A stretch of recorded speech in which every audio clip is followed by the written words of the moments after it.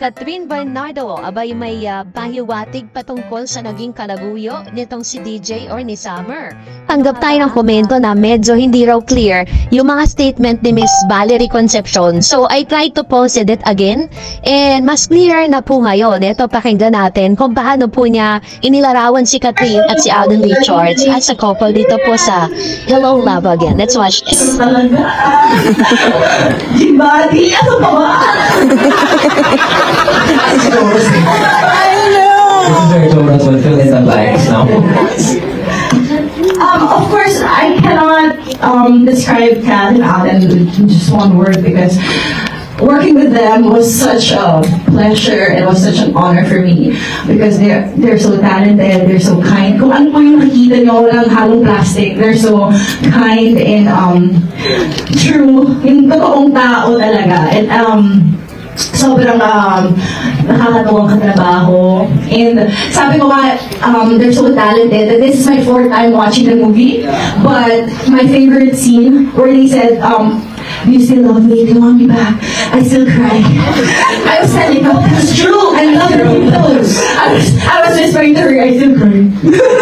It's my fourth time, but yeah, because they are so talented. They're that talented. And I am just so proud of you. I love you guys.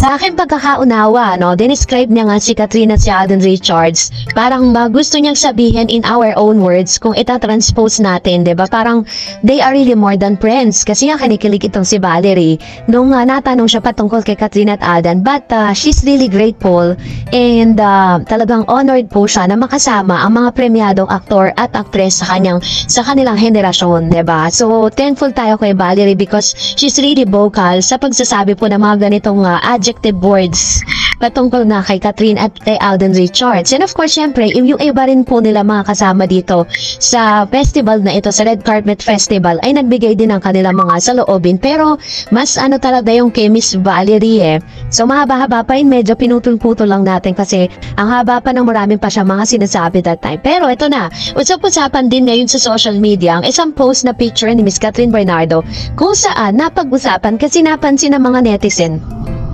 na iba yung kanyang tong pictures na to na may pangalang Martha Blight. Ang sabi ng ibang netizen, bakit daw po nagpa-picture si Miss Catherine tas ganun yung naging expression niya while he was or she was having it or taking a pictures to that room kasi si Martha Blight kasi is po yan, if I'm not mistaken, isa siya sa mga actress na kasama po sa mga international movie na meron ding room doon, nakikiroom doon din.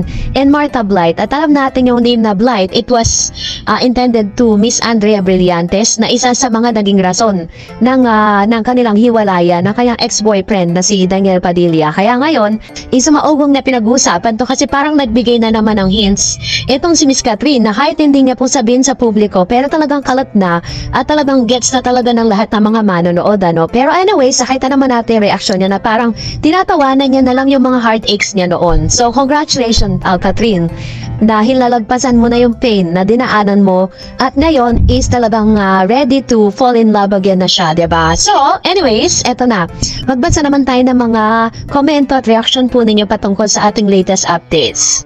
And for that, narito naman ang ilan sa mga komento po ninyo patungkol naman sa latest update natin. Unahin natin si Ma'am Cecilia Husto. Pwede ba bigyan ng kopya ng mga accomplishment ni Kat? Yung nagsabi na burikat si Catherine, palibasa ang gusto nila yung nagbibideo. True, diba? So, ewan ko na lang. According po base po kasi sa akin pong observation, parang hindi na rin siya nag-i-exist sa Facebook ngayon, And then sa X, sabi ni Miss Annabelle, hello Miss Darrens, yes, okay?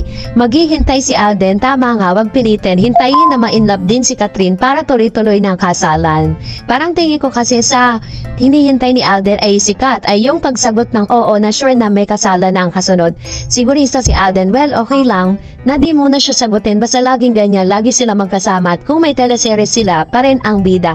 Pag laging ganyan, pustahan full na si Kat. Wish ng lahat, anyway, pag sila talaga kahit matagal sila, pa rin sa dulo. Good night, Miss Dars, and God bless. Actually po, si Alden Richards kasi, hindi na girlfriend ang hanap niyan. Ang hanap niyan, partner na talaga. So sabi ni Miss Irene, dyan talaga magaling maghanap ng mali ang mga Pilipino tapos ibabash nila ang Kat din. totoo naman, very very true tayo dyan. Sang-ayon tayo na talagang mas marami po talaga yung naghahanap ng kamalian kaysa dun sa kabutihan, 'di ba? Sabi ni Miss G. Merlita, very obvious naman na balikan pa niya si Daniel. Ano kaya yun? Never again, move naman na si Daniel, 'di ba? Ay, obvious naman talaga na talagang ayaw niya na kay Daniel Padilla, kay Summer. Hindi niya na talaga, or wala na siyang balak balikan.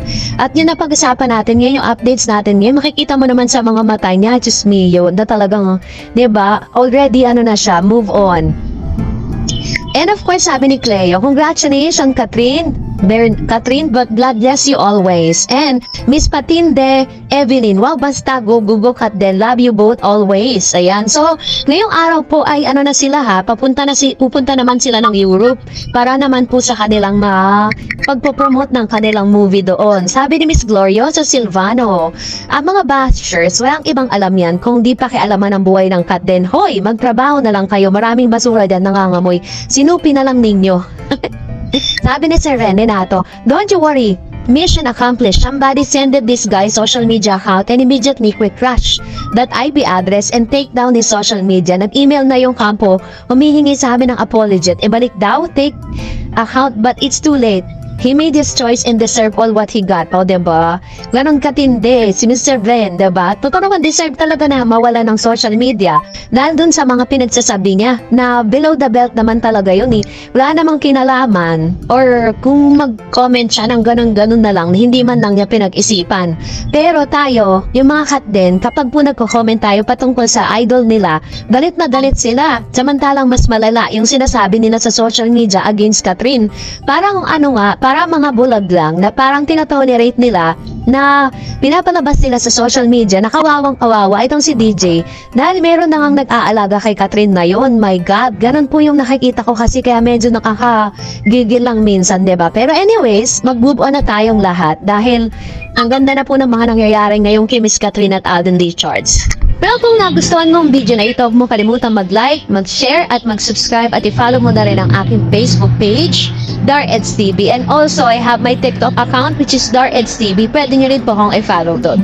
Thank you for watching guys. God bless everyone!